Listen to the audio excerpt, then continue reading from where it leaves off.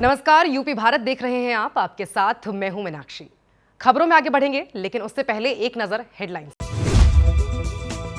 कृषि बिल के खिलाफ किसानों ने निकाली संयुक्त किसान मजदूर जागृति ट्रैक्टर रैली। भाकियों के राष्ट्रीय प्रवक्ता चौधरी राकेश टिकैत ने हरी झंडी दिखाकर किया रवाना।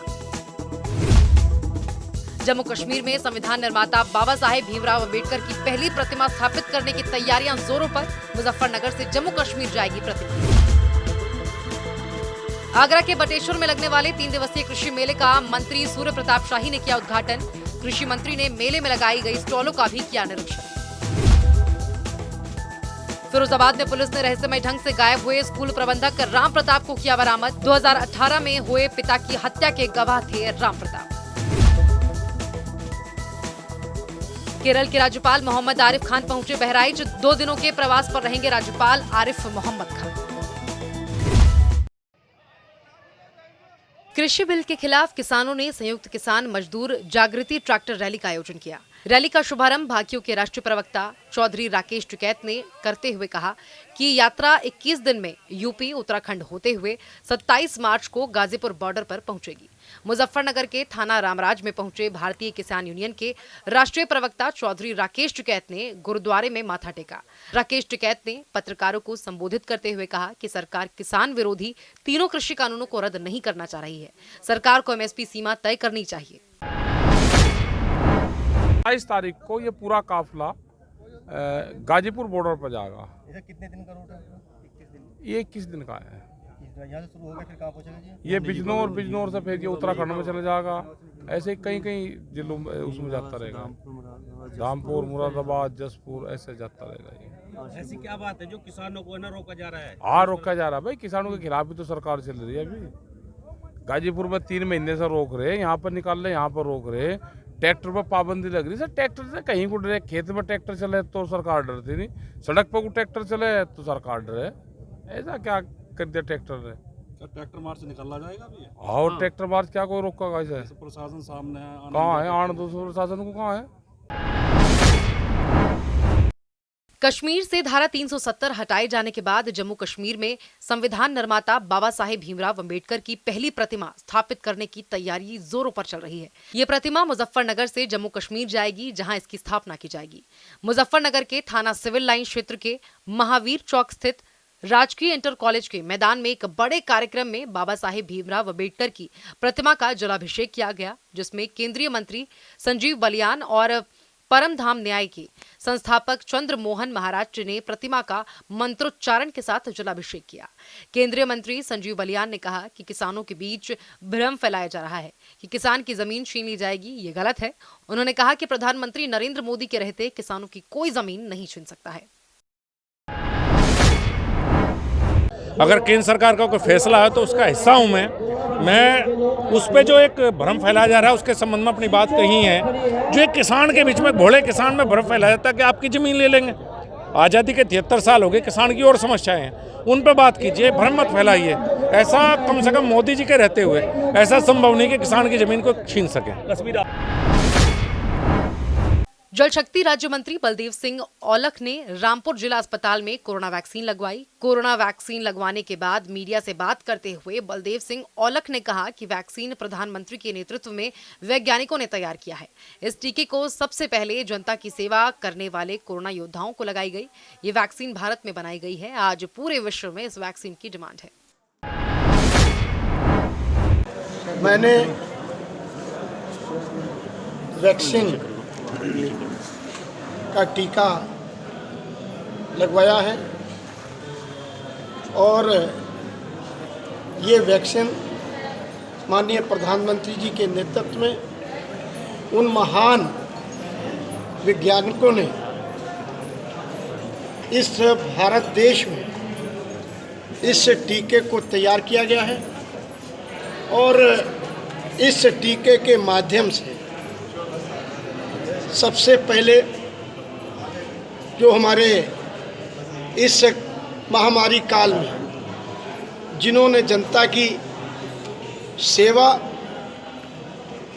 और अपने जीवन को जोखिम डालकर, चाहे डॉक्टर्स हों, चाहे स्टाफ नर्स हों, चाहे सफाई कर्मी हों, चाहे पुलिसकर्मी हो या और भी बहुत सारे योद्धा हों, सबसे पहले इस वैक्सीन का उनको लगाया गया है, क्योंकि उन्होंने ना अपना घर और ना अपने परिवार को देखते हुए उन्होंने जनता की सेवा और जनता का इस महामारी में ध्यान रखकर ये काम किया है।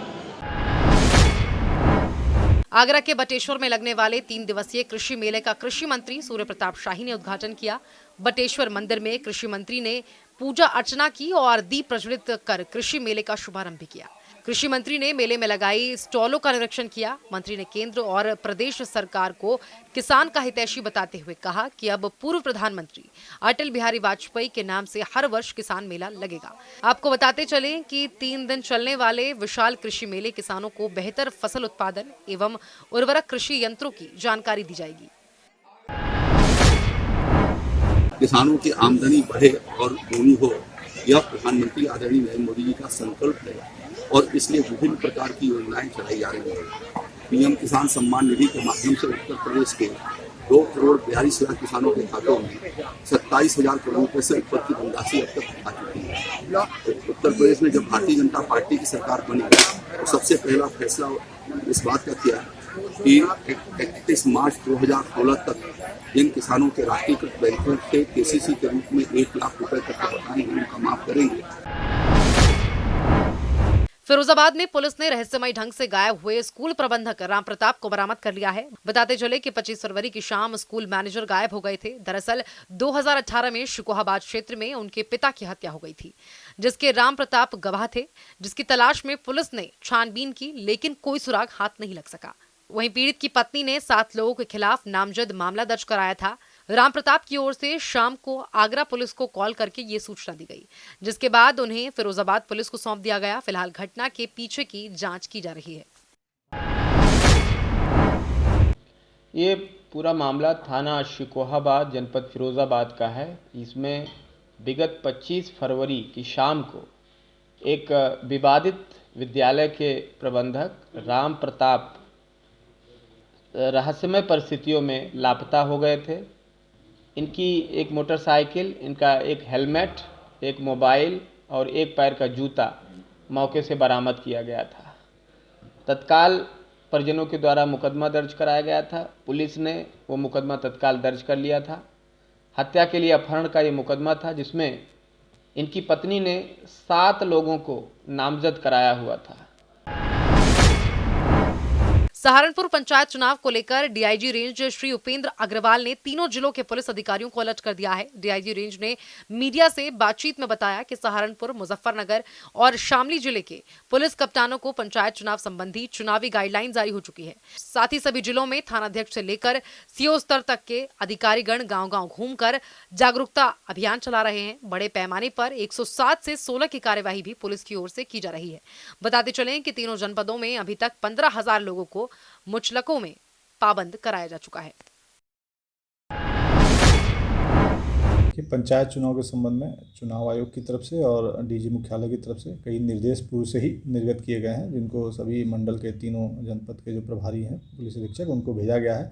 इसका कंप्लायंस थाना स्तर से लेकर के सीओ स्तर सभी स्तर पर कराया जा रहा है। जो भी गांव है उनमें भ्रमण शुरू कर दिया है। सीओ एसडीएम सीए भ्रमण कर रहे हैं। संवेदनशीलता उनकी मेजर की जा रही है, उसके हिसाब से उनका जो है बूथों का क्लासिफिकेशन होना है। कार्रवाई की बात करें तो बड़े पैमाने पर 107-16 की कार्रवाई की जा रही है। गाजीपुर नेशनल हाईवे पर होने वाले दुर्घटना को कम करने के लिए शासन अब सख्त हो गई है, जिसके लिए IRAB प्रोग्राम के तहत भारत सरकार ने एक मोबाइल ऐप भी लॉन्च किया है, जिसके माध्यम से हाईवे पर होने वाले घटनाओं का तत्काल साक्ष्य का संकलन कर भविष्य में इसे कम करने की कोशिश की जाएगी। साथ ही इसे लेकर सूचना विज्ञान अधिकारी द्वारा जनपद के राइफल क्लब में हाईवे से संबंधित सभी पुलिस थाना के पुलिसकर्मियों को सूचना दी गई। मुरादनगर से एक दिल दहला देने वाली घटना सामने आई है, जहां दिन दहाड़े 4 लोगों ने अपने टीचर पर गोली चला दी। घायल टीचर को इलाज के लिए अस्पताल में भर्ती करवाया गया, जहां उनकी हालत गंभीर बताई जा रही है।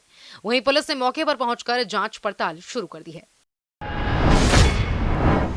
रामपुर में पुलिस प्रशासन को बड़ी कामयाबी हासिल हुई है, जहां पुलिस द्वारा 20 लाख की अंग्रेजी शराब के साथ 5 अभियुक्तों को गिरफ्तार किया गया है। अभियुक्तों से शराब बनाने के उपकरण और फर्जी नंबर प्लेट लगी पिकअप भी बरामद हुई है। मामला मिलकखानम थाना क्षेत्र का बताया जा रहा है।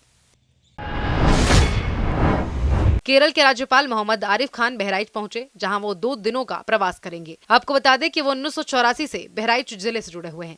3 बार बहराइच से सांसद और मंत्री भी रह चुके हैं। केरल के राज्यपाल आरिफ मोहम्मद खान से मिलने के लिए समर्थकों की भारी भीड़ भी नजर आई। तो उत्तर प्रदेश की तमाम खबरों के लिए आप बने रहिए हमारे साथ और देखते रहिए यूपी भारत। नमस्कार।